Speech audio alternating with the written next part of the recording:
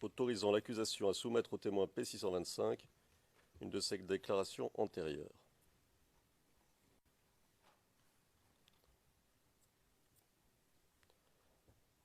Le procureur interrogeait le témoin sur la teneur d'une réunion qui aurait eu lieu à Cocody. Le témoin répondait de façon claire et explicite à la question du procureur. C'est à la page 30 du transcrit français de la séance d'aujourd'hui. Il est fondamental de comprendre que c'est la deuxième fois que le témoin répond à cette même question. À la page 93 de la version anglaise des transcrits du 7 mars 2016, lignes 14 à 28, le témoin répondait de la même manière. Pardon, c'est la version française, je crois. Version française, pardon, Monsieur le Président. Alors, la question lui était posée ainsi, il y a déjà 2 jours. Pourquoi est-ce qu'on se rencontre à ce moment-là à l'hôtel de ville de Cocody? Est-ce que vous vous rappelez de pourquoi il y a cette réunion, du contenu de la réunion, de manière générale?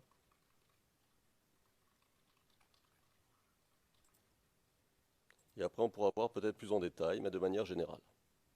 Voilà la question, la même qu'aujourd'hui. La réponse était la même qu'aujourd'hui.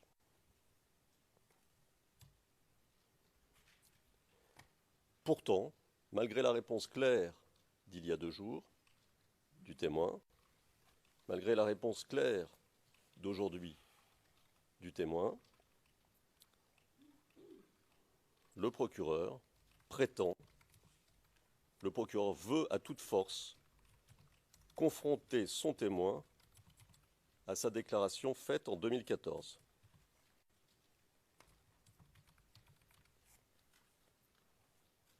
En réalité, il tente donc de mettre en lumière d'éventuelles contradictions entre la déclaration du témoin de 2014 et son témoignage d'aujourd'hui.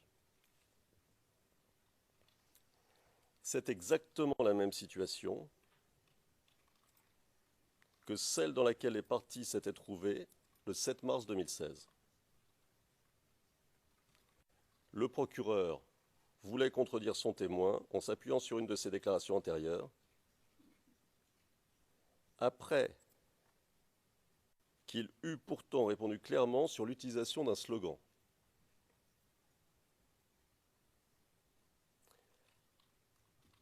Concernant cette utilisation du slogan, la question posée autour de l'utilisation du slogan, je rappelle respectueusement à la Chambre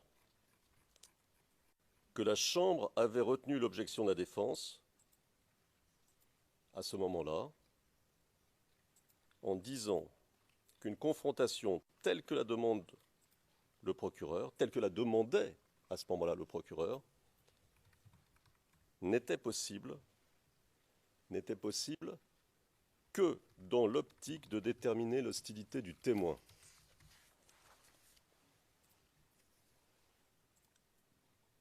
Or, ici aussi, le procureur tente de mettre en lumière des contradictions entre les différentes déclarations du témoin. Clairement, il ne s'agit donc pas de rafraîchir la mémoire du témoin. Il faut bien comprendre la situation. Le procureur veut soumettre au témoin ses déclarations antérieures au motif, selon lui, le procureur, que le témoin ne se souviendrait pas de certaines informations. En fait, Monsieur le Président, le procureur confond 2 situations. La première situation, qui n'est pas celle à laquelle nous sommes confrontés ici, advient lorsqu'un témoin ne se souvient pas de certains faits sur lesquels il est invité à témoigner.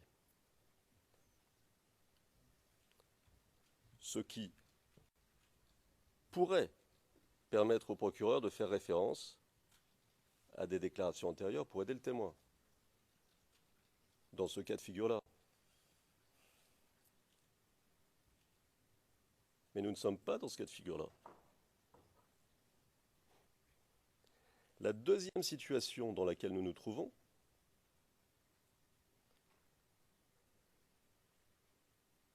c'est lorsque le témoin tient des propos en audience que le procureur estime être en contradiction avec des déclarations antérieures. C'est le cas de figure dans lequel nous nous trouvons. Et dans ce cas, il ne s'agit clairement pas de problème de mémoire. Comme vous le souligniez, Monsieur le Président, à l'occasion du débat précédent, il ne s'agit de confronter le témoin avec ses déclarations antérieures parce que le procureur n'avait pas aimé la réponse de son témoin. Et nous nous trouvons dans le même cas de figure ici. L'appel est absolument nécessaire, pensons-nous, pour éviter une forme d'insécurité juridique entre ces deux décisions que votre Chambre a prises, apparemment contradictoires, et en plus, il permettra à la défense, et aux parties en général d'ailleurs, d'objecter dans un cadre clair, de savoir à quoi s'en tenir, ce qui permettra un gain de temps considérable pour tout le monde.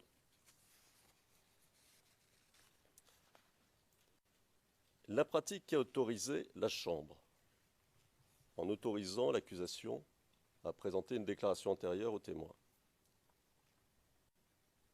sous prétexte de rafraîchir la mémoire, alors que le témoin avait déjà répondu à 2 reprises à cette même question, reviendrait à autoriser une partie qui appelle le témoin à remettre en cause la crédibilité de son propre témoin, ce qui ne peut pas être accepté, ce qui ne peut pas être autorisé lors de l'interrogatoire principal. Il s'agit ici d'une question fondamentale qui affecte la nature du processus judiciaire. Autoriser le procureur à contre-interroger et à tester la crédibilité de son propre témoin, c'est remettre en cause, pensons-nous, toute la logique de la procédure.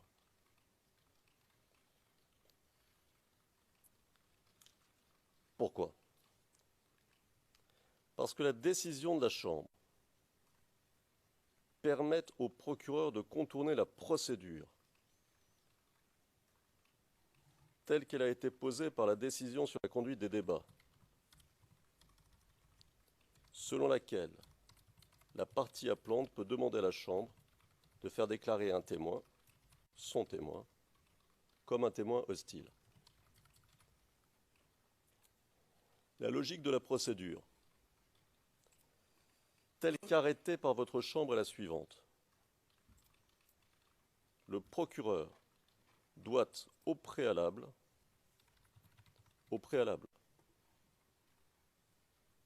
invoquer le fait que son témoin serait hostile pour que puisse être tenu un débat contradictoire et que la Chambre statue sur le caractère hostile ou pas du témoin. Et c'est seulement une fois qu'une telle décision a été prise que le procureur peut être autorisé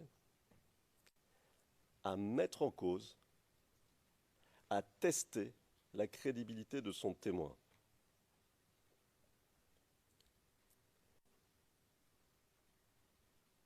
En outre, le procureur ne peut pas choisir les sujets sur lesquels il veut remettre en question la crédibilité de son témoin, au cas par cas.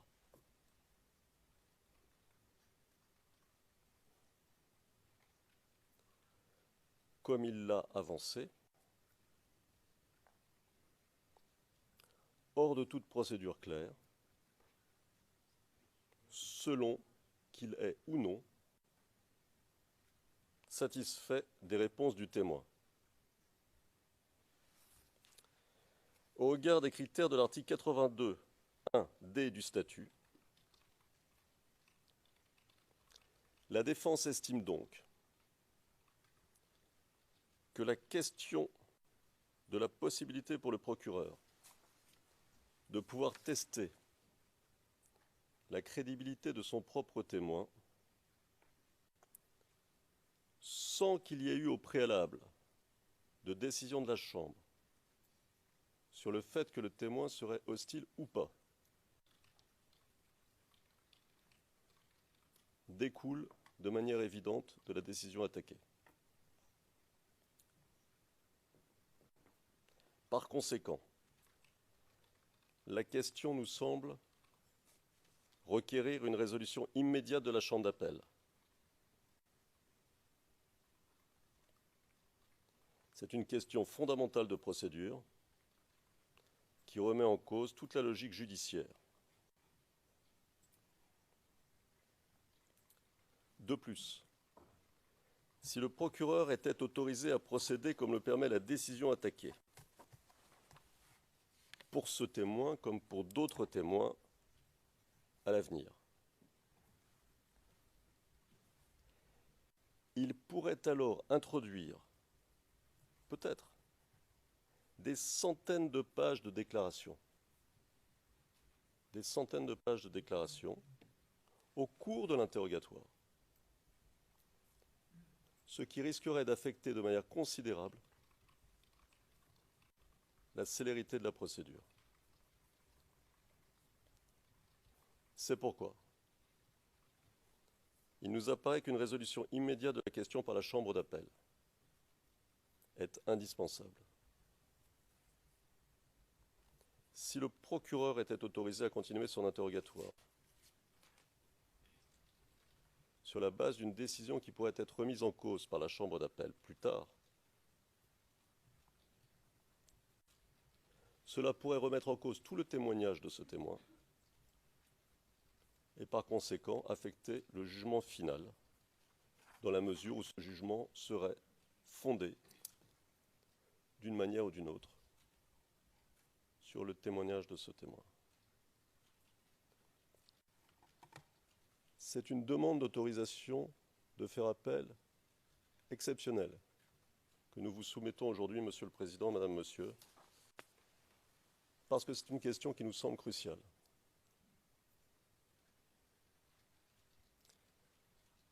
Nous pensons qu'il s'agit là d'une question qui doit, au bénéfice des parties en général, et de la Chambre, et de la bonne administration de la justice, être tranchée.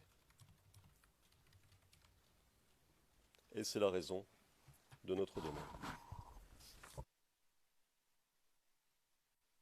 Thank you.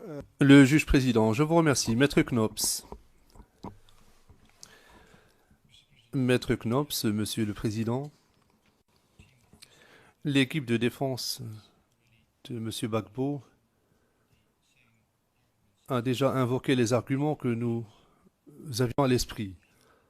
Permettez-moi simplement d'ajouter quelques observations en soutien à la requête présentée par l'équipe de Monsieur Gbagbo et à l'appui de la requête que nous nous apprêtons à présenter maintenant. Le principe qui est en jeu en l'espèce est celui de la certitude ou de la sécurité judiciaire qui fait l'obligation à la Chambre d'être cohérente dans ses décisions. En l'occurrence, la question de rafraîchir la mémoire du témoin appelé à la barre par la partie adverse. Et tout particulièrement, cela concerne la requête ou l'application par la Chambre de première instance du protocole et plus précisément le paragraphe 47. Monsieur le Président, vous avez rendu une décision ce matin et vous avez fait allusion à la règle 47 Et si votre décision portait sur l'interprétation de la règle 47, permettez-moi de faire les observations suivantes. Monsieur le Président, vous avez établi le protocole en septembre de l'année dernière où la règle 47 précise la chose, ou donne les instructions suivantes. En principe, le témoin dépose par oral et parle de ce dont il se souvient pour en avoir été témoin personnellement. Ce critère, c'est-à-dire les observations personnelles, se rapporte aux événements dont il a pu être témoin. Ceci ne concerne pas d'autres sujets.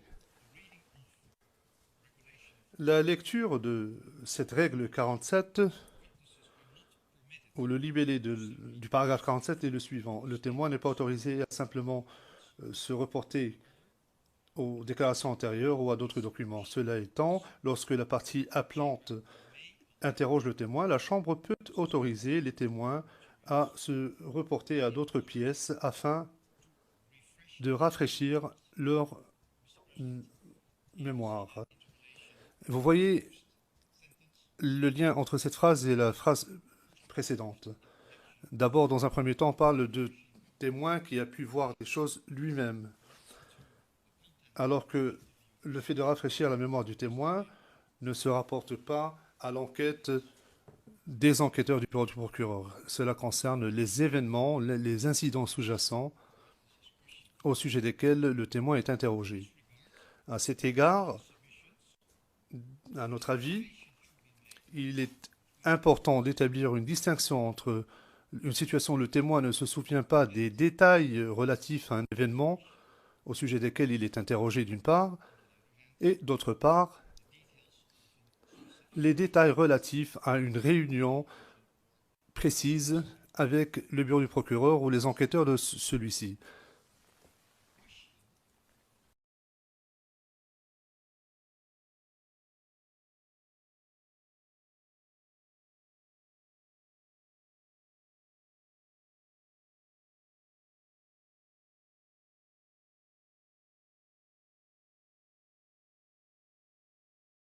En l'espèce, la question qui a été posée au témoin concernait ses souvenirs personnels, ses observations personnelles relatives à la réunion à l'hôtel de ville. La question a été posée au témoin hier, 8 mars, dans la transcription française, page 93, ligne 14 à 23, et le témoin a apporté une réponse concise concernant ses souvenirs et ses observations personnelles, au sens du paragraphe 47. Donc hier, il n'a pas été jugé nécessaire de rafraîchir sa mémoire. Aujourd'hui, la même question lui a été reposée. Et de la même manière, le témoin a répondu. Puis,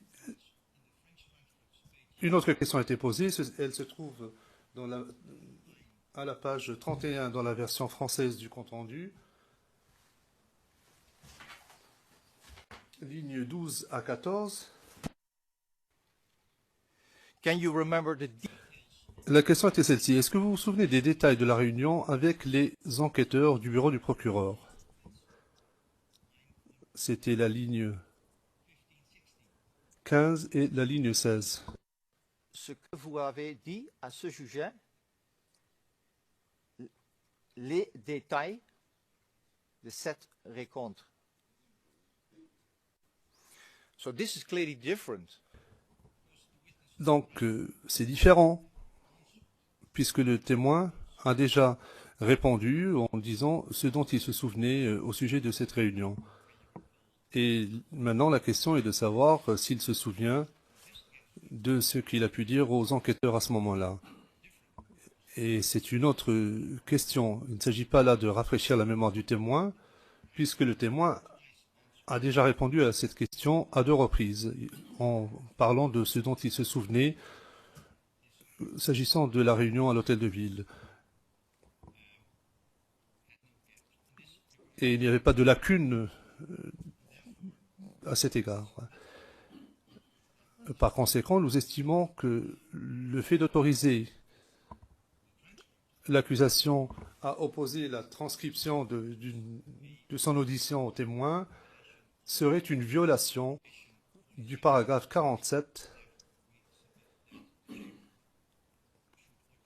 En conséquence, nous pensons que la Chambre devrait autoriser la défense à interjeter appel de la décision relative à l'interprétation du protocole relatif à la conduite de la procédure pour assurer une plus grande sécurité judiciaire. Le président, merci. Madame Massida, Maître Massida, nous serons très brefs. Pour ce qui concerne le premier argument, nous estimons que la défense n'a pas défini le problème. En ce qui nous concerne, la question est très simple. Il s'agit de la mise en œuvre de la décision de la Chambre relative à l'utilisation de déclarations antérieures afin de les opposer aux témoins. Par conséquent, il ne nous semble pas qu'il y ait de problème découlant des instructions données par la Chambre ce matin en réponse à l'objection soulevée par la défense. Ainsi, l'exécution des instructions de la Chambre This is my second brief observations in relation to ne peut pas faire l'objet d'un appel. Les deux équipes de défense font valoir que la même question a déjà été posée aux témoins le 8 mars, mais en réalité, le compte-rendu d'audience précise bien qu'il ne s'agit pas de la même question. En effet, dans la transcription d'hier, du 8 mars, page 93, version française, ligne 14 et suivante, le procureur répond clairement à une question générale. Et l'accusation dit, et je cite, « Est-ce que vous voulez rappeler de pourquoi il y a cette réunion, du contenu de la réunion? Après, on pourra voir peut-être plus en détail. Mais maintenant, de manière générale. » So the first question was on a general matter. Donc la question était de nature générale. Aujourd'hui, l'accusation souhaite obtenir de plus amples informations de la part du témoin concernant la même réunion à Cocody. Nous réitérons notre observation initiale. Nous-mêmes, nous avons demandé à ce que la déclaration soit relue au témoin parce qu'apparemment, il ne se souvient pas de l'intégralité des détails qu'il a fournis au bureau du procureur. Et à cet égard, notre position est différente de celle de la défense de M. Blégoudet, en ceci que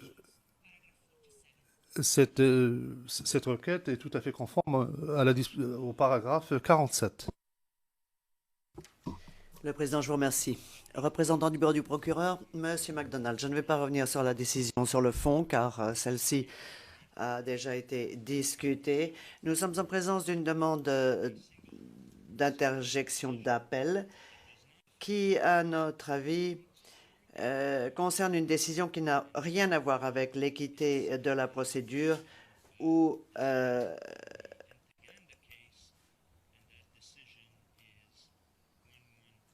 l'issue du procès. Et à cet égard, je tiens à vous renvoyer à une décision dans l'affaire Ntaganda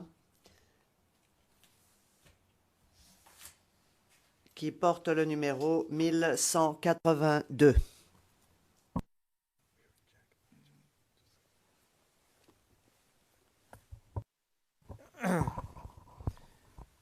Non. Non, Monsieur le Président, cela n'a rien à voir avec le débat actuel. Si vous permettez... OK. Le président, d'accord. 5 minutes de mon intervention n'avaient pas été transcrites dans la version française, c'est ça? Mais transcrites dans la version anglaise. Donc, pour les besoins d'enregistrement, je voulais vous le dire et que cela apparaisse. Les 15 premières minutes de mon intervention dans la version française n'ont pas été transcrites, mais je suppose et je l'espère, et je demanderai à la Chambre de bien vouloir peut-être le vérifier, qu'elles seront ajoutées postérieurement avant que les transcrits soient envoyés aux parties. Voilà l'objet de mon intervention.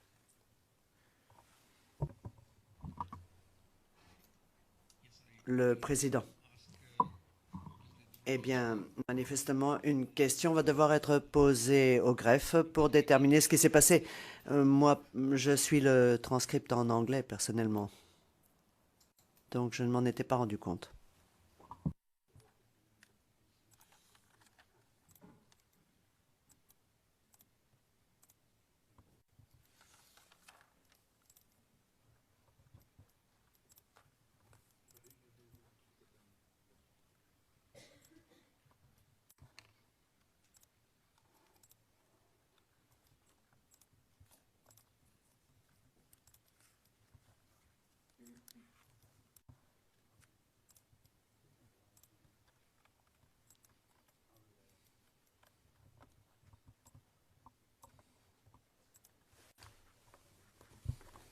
Yes.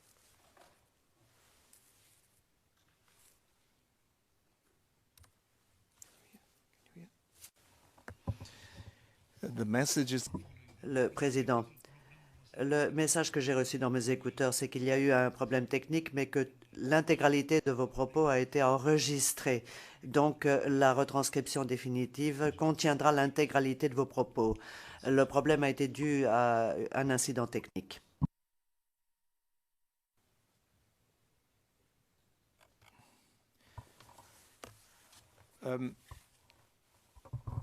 the chamber Le président.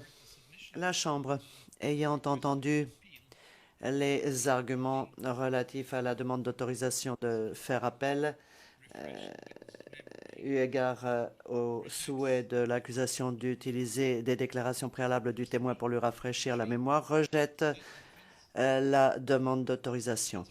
Premièrement, la défense de M. Gbagbo s'est contentée de répéter des positions déjà présentées eu égard à la série de questions posées dans cette partie de l'interrogatoire et n'a pas abordé de questions affectant le fond. En application de l'article 82.1b du statut, la défense de M. Gbagbo et celle de M. Blé Goudé n'ont pas identifié une question permettant et justifiant un appel. L'article se lit comme suit. La question de la possibilité pour le procureur de tester la crédibilité de son témoin n'a rien à voir avec ce qu'a évoqué la Chambre, à savoir la possibilité de déterminer si un témoin est témoin hostile ou pas. Donc, nous ne sommes pas ici en présence d'une question pouvant justifier un appel. Et en fait, s'agissant de la section des victimes et des témoins, il ne s'est agi que de l'application aujourd'hui de décisions au pluriel prononcées antérieurement.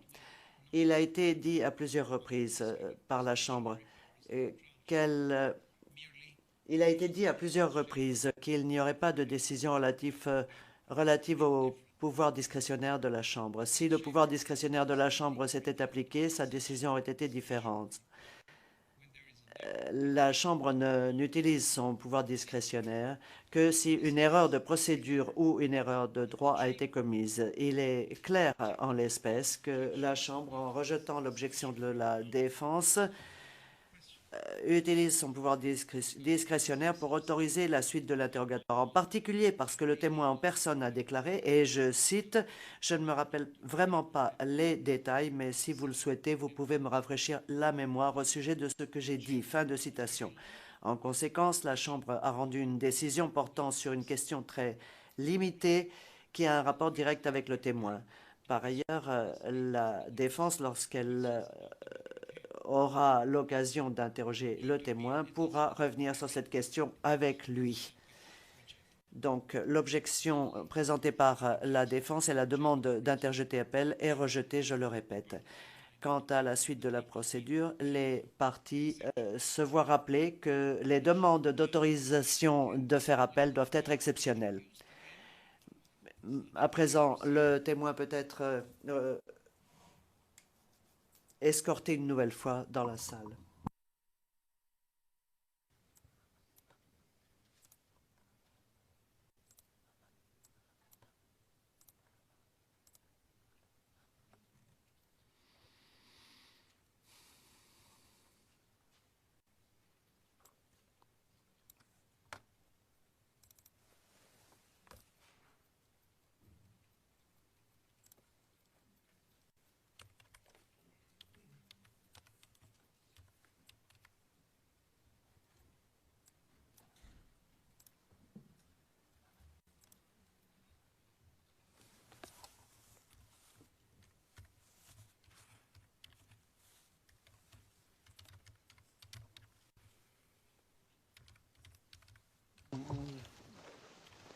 donner.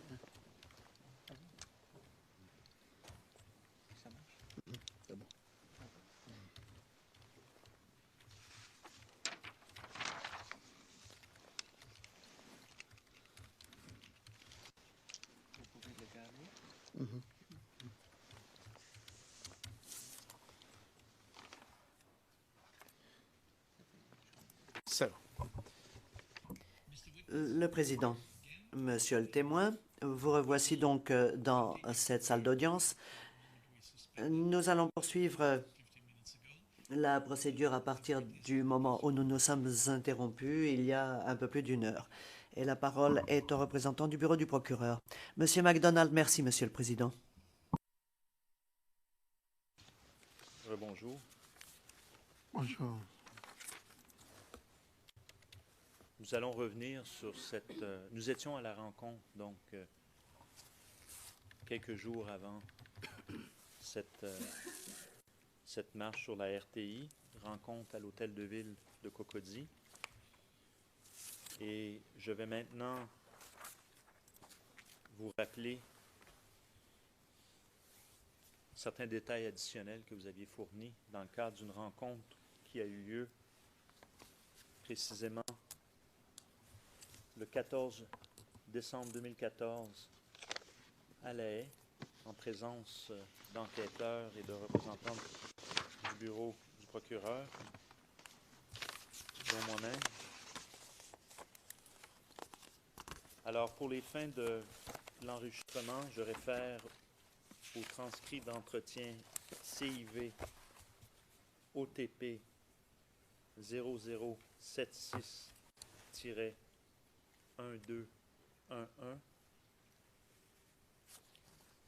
plus spécifiquement à partir de la ligne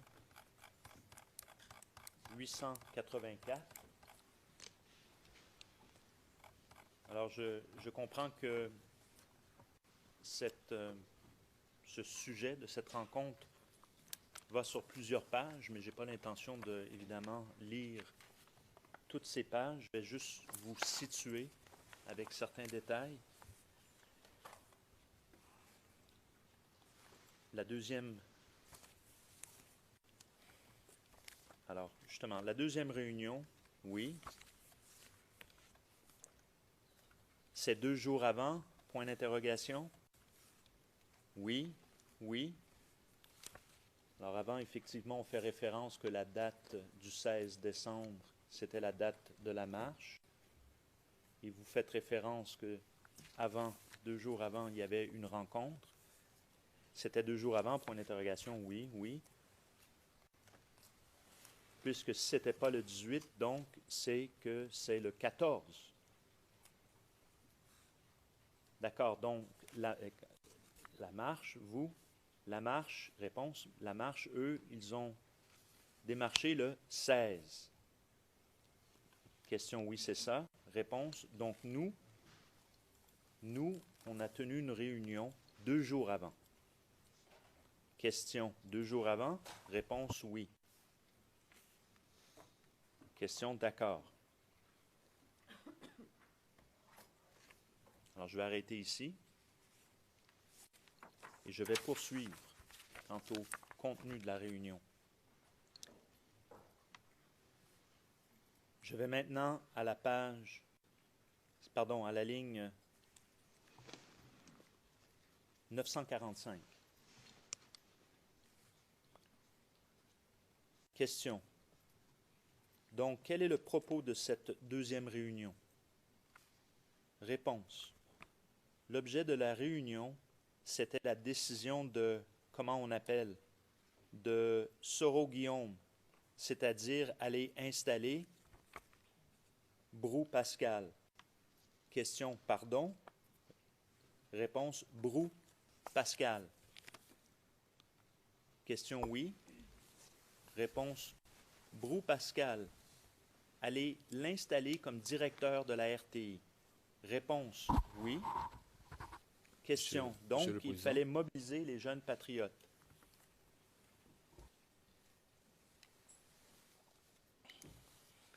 Je pense que si nous voulons nous tenir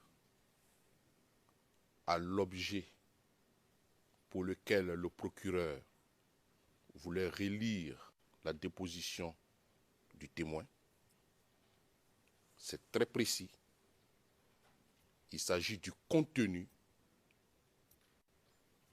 de la rencontre, ce que vous vous êtes dit. Il ne s'agit pas de relire toute la déposition du témoin. Profiter pour lire toute la déposition du témoin, mais il s'agit de rafraîchir, selon le propos même du procureur,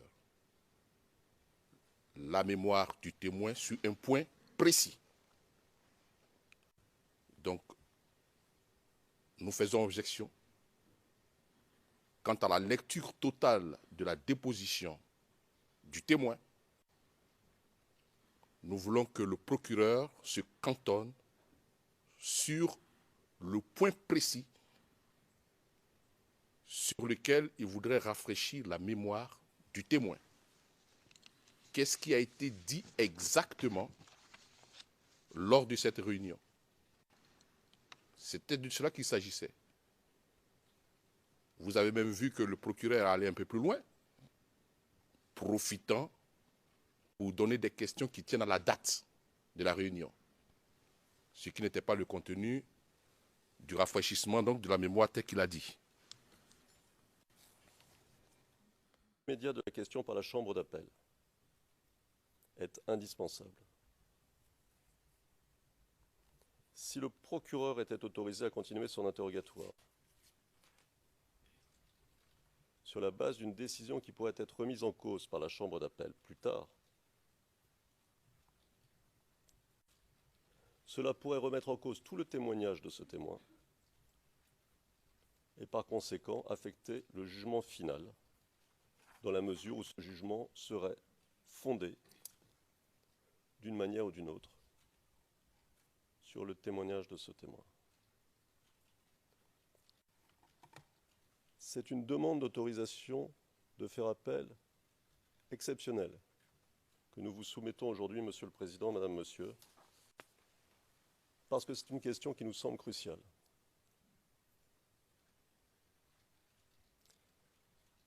Nous pensons qu'il s'agit là d'une question qui doit, au bénéfice des parties en général, et de la Chambre, et de la bonne administration de la justice, être tranchée. Et c'est la raison de notre demande. Thank you. Le juge président, je vous remercie. Maître Knops. Maître Knops, Monsieur le Président, l'équipe de défense de Monsieur Gbagbo a déjà invoqué les arguments que nous avions à l'esprit. Permettez-moi simplement d'ajouter quelques observations en soutien à la requête présentée par l'équipe de Monsieur Gbagbo et à l'appui de la requête que nous nous apprêtons à présenter maintenant. Le principe qui est en jeu en l'espèce est celui de la certitude ou de la sécurité judiciaire qui fait l'obligation à la Chambre d'être cohérente dans ses décisions. En l'occurrence, la question de rafraîchir la mémoire du témoin appelé à la barre par la partie adverse. Et tout particulièrement, cela concerne la requête ou l'application par la Chambre de première instance du protocole et plus précisément le paragraphe 47. Monsieur le Président, vous avez rendu une décision ce matin et vous avez fait allusion à la règle 47. Et si votre décision portait sur l'interprétation de la règle 47, permettez-moi de faire les observations suivantes. Monsieur le Président, vous avez établi le protocole en septembre de l'année dernière où la règle 47 précise la chose ou donne les instructions suivantes. En principe, le témoin dépose par oral et parle de ce dont il se souvient pour en avoir été témoin personnellement.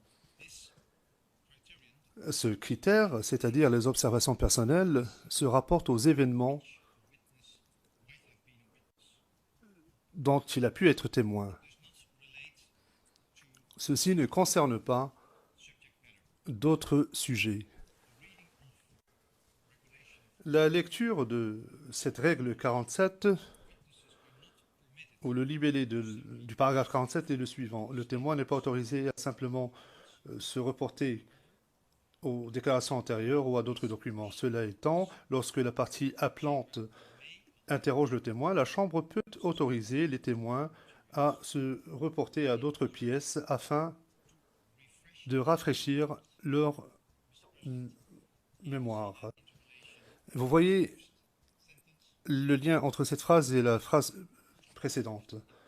D'abord, dans un premier temps, on parle de témoin qui a pu voir des choses lui-même, alors que le fait de rafraîchir la mémoire du témoin ne se rapporte pas à l'enquête des enquêteurs du bureau du procureur. Cela concerne les événements, les incidents sous-jacents au sujet desquels le témoin est interrogé. À cet égard, à notre avis, il est important d'établir une distinction entre une situation où le témoin ne se souvient pas des détails relatifs à un événement au sujet desquels il est interrogé d'une part, et d'autre part, les détails relatifs à une réunion précise avec le bureau du procureur ou les enquêteurs de celui-ci.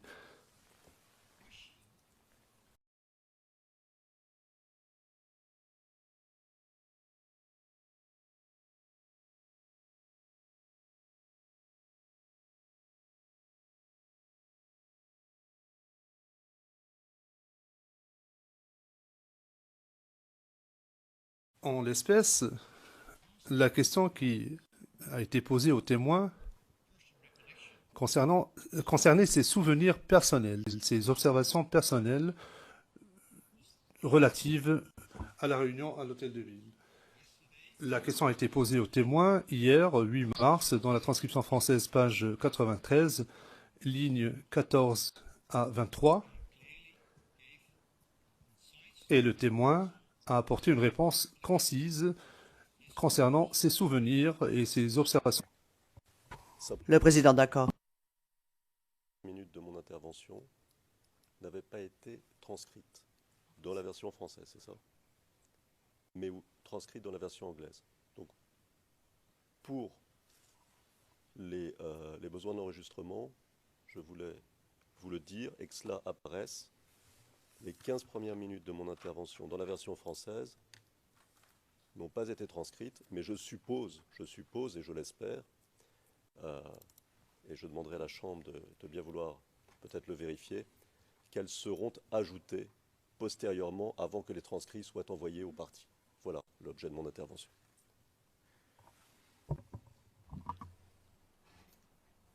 Le président. Eh bien, manifestement, une question va devoir être posée au greffe pour déterminer ce qui s'est passé. Moi, je suis le transcript en anglais, personnellement. Donc, je ne m'en étais pas rendu compte.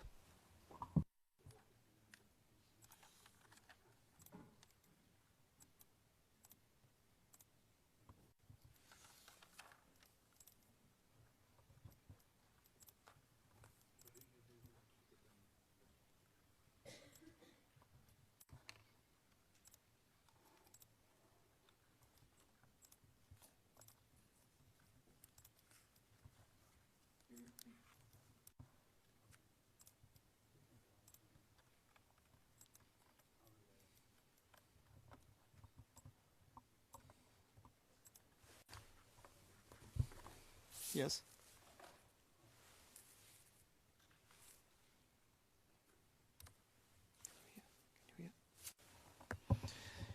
The message is... Le président. Le message que j'ai reçu dans mes écouteurs, c'est qu'il y a eu un problème technique, mais que l'intégralité de vos propos a été enregistrée. Donc, la retranscription définitive contiendra l'intégralité de vos propos. Le problème a été dû à un incident technique.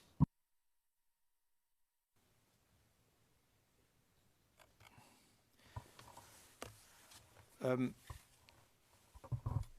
chamber Le président, la Chambre, ayant entendu les arguments relatifs à la demande d'autorisation de faire appel,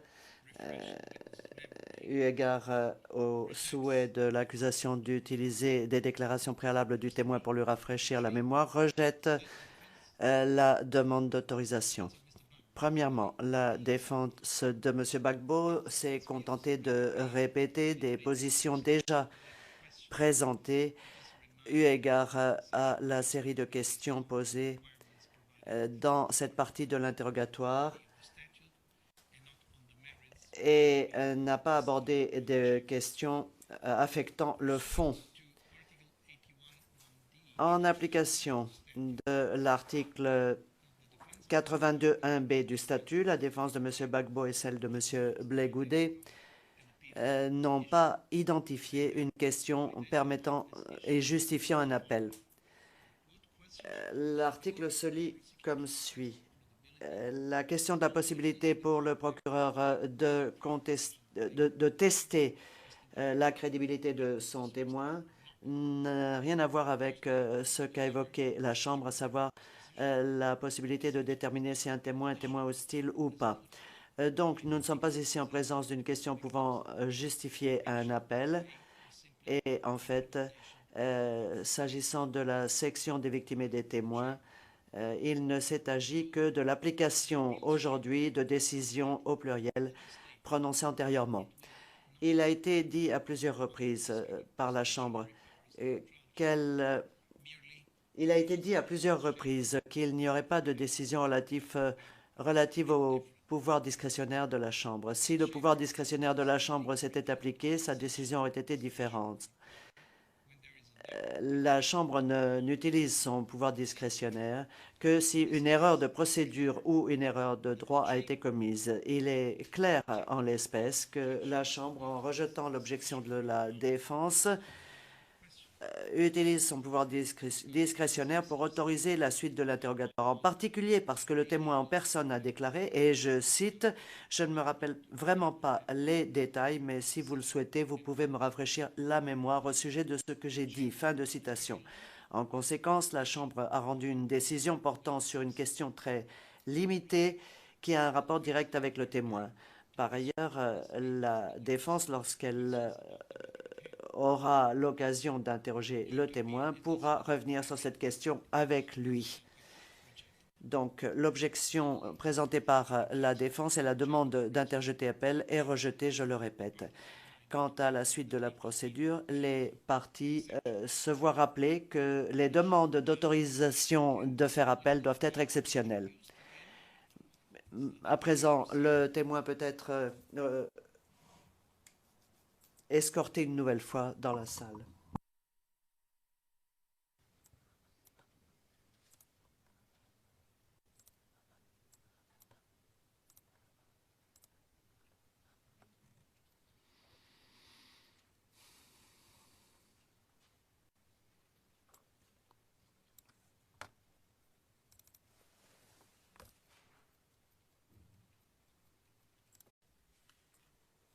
Autorisant l'accusation à soumettre au témoin P625 une de ses déclarations antérieures.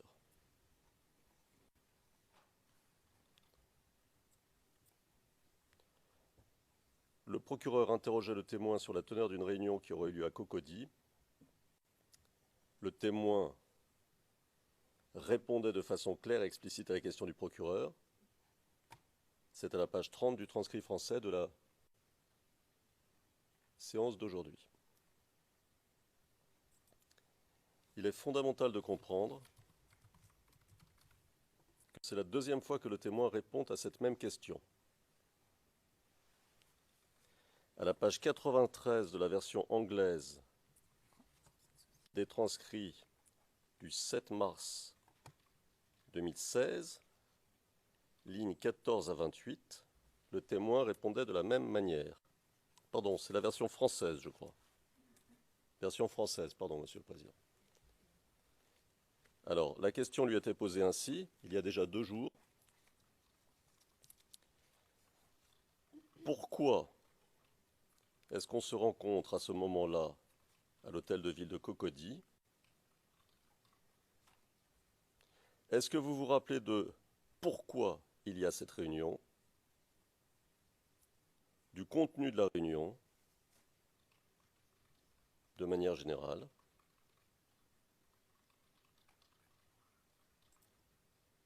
Et après, on pourra voir peut-être plus en détail, mais de manière générale. Voilà la question, la même qu'aujourd'hui. La réponse était la même qu'aujourd'hui.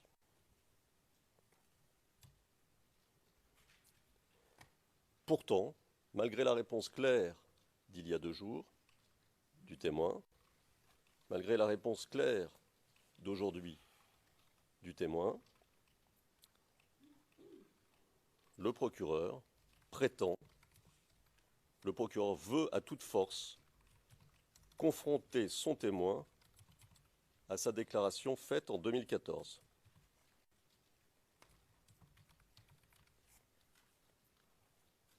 En réalité, il tente donc de mettre en lumière d'éventuelles contradictions entre la déclaration du témoin de 2014 et son témoignage d'aujourd'hui. C'est exactement la même situation que celle dans laquelle les parties s'étaient trouvées le 7 mars 2016.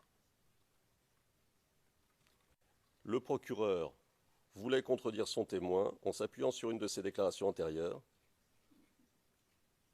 Après qu'il eut pourtant répondu clairement sur l'utilisation d'un slogan.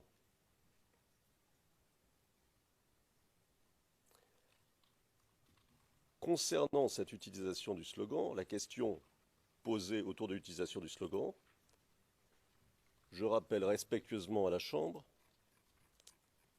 que la Chambre avait retenu l'objection de la défense à ce moment-là en disant qu'une confrontation telle que la demande le procureur, telle que la demandait à ce moment-là le procureur, n'était possible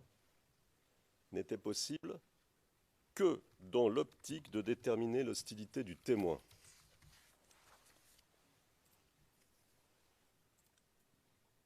Or, ici aussi, le procureur tente de mettre en lumière des contradictions entre les différentes déclarations du témoin. Clairement, il ne s'agit donc pas de rafraîchir la mémoire du témoin. Il faut bien comprendre la situation.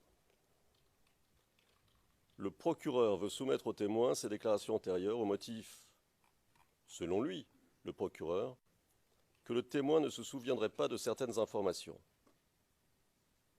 En fait, Monsieur le Président, le procureur confond 2 situations. La première situation, qui n'est pas celle à laquelle nous sommes confrontés ici, advient lorsqu'un témoin ne se souvient pas de certains faits sur lesquels il est invité à témoigner. Ce qui pourrait permettre au procureur de faire référence à des déclarations antérieures pour aider le témoin. Dans ce cas de figure-là. Mais nous ne sommes pas dans ce cas de figure-là. La deuxième situation dans laquelle nous nous trouvons,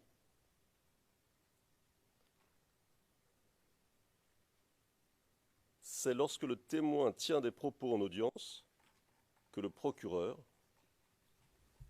estime être en contradiction avec des déclarations antérieures.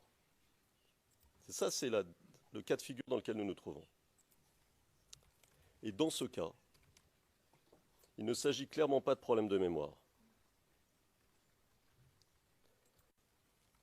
Comme vous le souligniez, Monsieur le Président, à l'occasion du débat précédent, il ne s'agit de confronter le témoin avec ses déclarations antérieures parce que le procureur n'avait pas aimé la réponse de son témoin. Et nous pensons, nous nous trouvons dans le même cas de figure ici. L'appel est absolument nécessaire, pensons-nous, pour éviter une forme d'insécurité juridique entre ces deux décisions que votre Chambre a prises, apparemment contradictoires, et en plus, il permettra à la défense, et aux parties en général d'ailleurs, d'objecter dans un cadre clair, de savoir à quoi s'en tenir, ce qui permettra un gain de temps considérable pour tout le monde.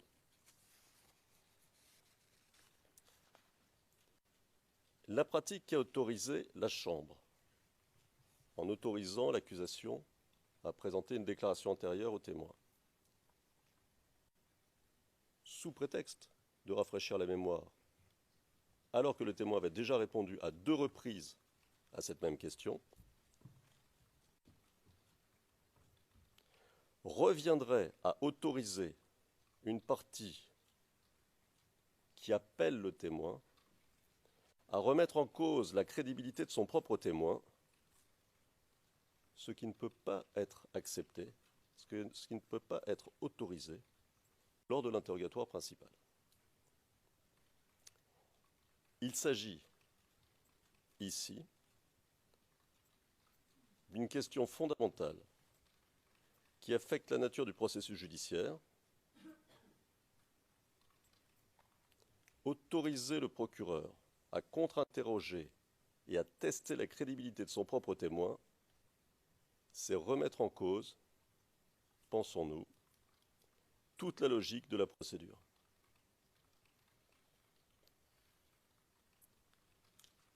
Pourquoi? Parce que la décision de la Chambre permet au procureur de contourner la procédure telle qu'elle a été posée par la décision sur la conduite des débats, selon laquelle la partie appelante peut demander à la Chambre de faire déclarer un témoin, son témoin, comme un témoin hostile. La logique de la procédure, telle qu'arrêtée par votre Chambre, est la suivante.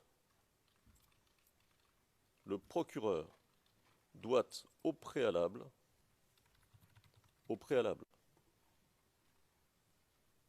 invoquer le fait que son témoin serait hostile pour que puisse être tenu un débat contradictoire et que la Chambre statue sur le caractère hostile ou pas du témoin. Et c'est seulement une fois qu'une telle décision a été prise que le procureur peut être autorisé à mettre en cause, à tester la crédibilité de son témoin.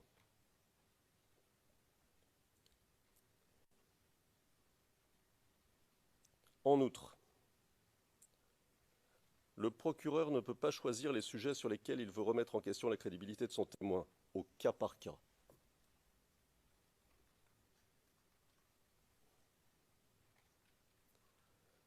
Comme il l'a avancé,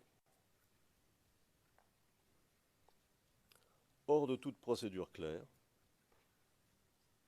selon qu'il est ou non satisfait des réponses du témoin. Au regard des critères de l'article 82.1d du statut, la défense estime donc que la question de la possibilité pour le procureur de pouvoir tester la crédibilité de son propre témoin sans qu'il y ait eu au préalable de décision de la Chambre sur le fait que le témoin serait hostile ou pas, découle de manière évidente de la décision attaquée. Par conséquent, la question nous semble requérir une résolution immédiate de la Chambre d'appel. C'est une question fondamentale de procédure qui remet en cause toute la logique judiciaire.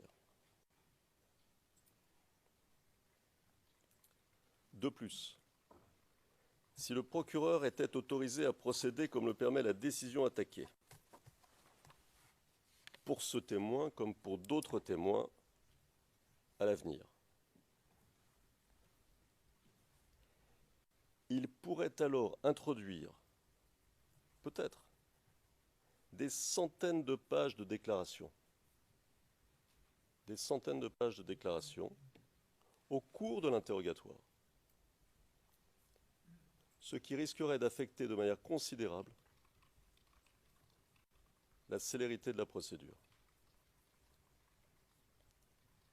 C'est pourquoi il nous apparaît qu'une résolution immédiate personnel, au sens du paragraphe 47. Donc hier, il n'a pas été jugé nécessaire de rafraîchir sa mémoire. Aujourd'hui, la même question lui a été reposée. Et de la même manière, le témoin a répondu. Puis, une autre question a été posée. Elle se trouve à la page 31 dans la version française du compte-rendu. Ligne 12 à 14. Can you remember the La question était celle-ci. Est-ce que vous vous souvenez des détails de la réunion avec les enquêteurs du bureau du procureur? C'était la ligne 15 et la ligne 16. ce que vous avez dit à ce sujet, les détails de cette rencontre. So this is clearly different. Donc, c'est différent, puisque le témoin a déjà répondu en disant ce dont il se souvenait au sujet de cette réunion. Et maintenant, la question est de savoir s'il se souvient de ce qu'il a pu dire aux enquêteurs à ce moment-là. Et c'est une autre question. Il ne s'agit pas là de rafraîchir la mémoire du témoin, puisque le témoin a déjà répondu à cette question à 2 reprises, en parlant de ce dont il se souvenait s'agissant de la réunion à l'hôtel de ville.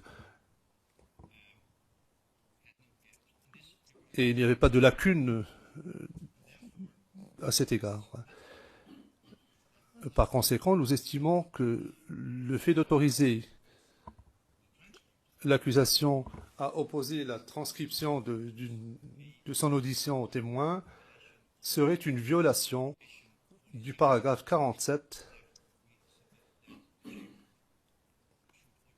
En conséquence, nous pensons que la Chambre devrait autoriser la défense à interjeter appel de la décision relative à l'interprétation du protocole relatif à la conduite de la procédure pour assurer une plus grande sécurité judiciaire. Le Président, merci. Madame Massida. Maître Massida, nous serons très brefs. Pour ce qui concerne le premier argument, nous estimons que la défense n'a pas défini le problème. En ce qui nous concerne, la question est très simple. Il s'agit de la mise en œuvre de la décision de la Chambre relative à l'utilisation de déclarations antérieures afin de les opposer aux témoins. Par conséquent, il ne nous semble pas qu'il y ait de problème découlant des instructions données par la Chambre ce matin en réponse à l'objection soulevée par la défense. Ainsi, l'exécution des instructions de la Chambre This is my second brief observations in relation to ne peut pas faire l'objet d'un appel. Les 2 équipes de défense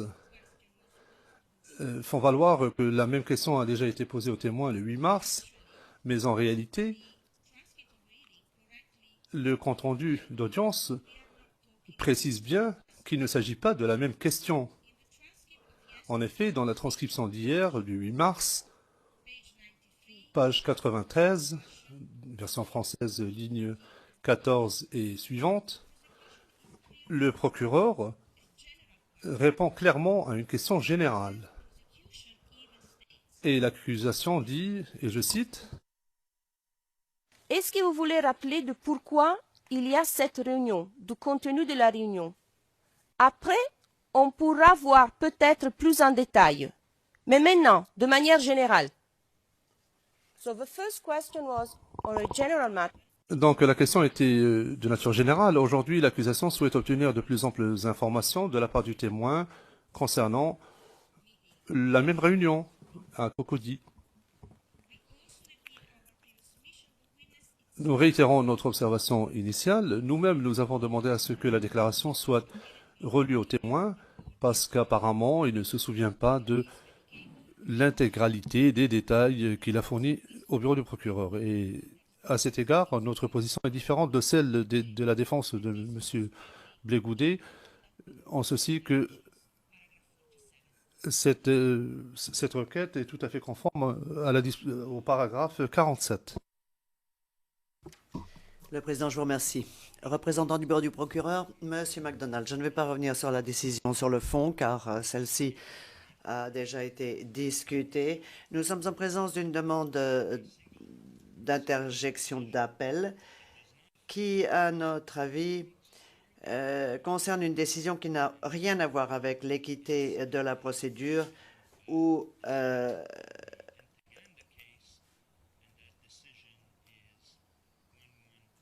l'issue du procès. Et à cet égard, je tiens à vous renvoyer à une décision dans l'affaire Ntaganda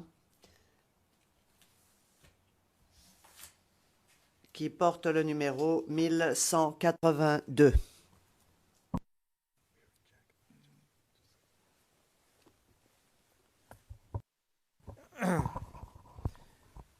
No.